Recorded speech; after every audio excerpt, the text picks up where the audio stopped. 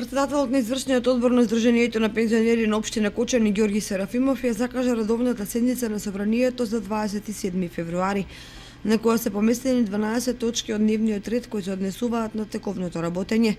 На оваа седница кочанските пензионери ќе ги разгледаат и стават на усвојување извештајот за сработеното во 2016 година, кој на 12 страници детално информира за активностите доделени на основни кои се од витален интерес на сите пензионери во државата и посебни кои многу придонесуваат за подобрување на пензионерскиот живот.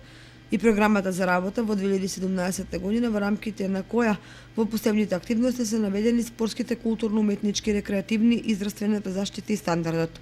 Потоа извештајот на пописната комисија за имотот на Сдруженијето и извештајот на надзорниот одбор за финансиското работење во 2016 година и финансискиот план за работа во тековната година. На дневен ред ќе биде и донесувањето одлука за усвојување на годишната сметка за 2016 година. Последната точка на дневен ред е изборот на 2 делегата во собранието на Сдруженијето на пензионерите на општина Кочани и 1 член на извршниот одбор.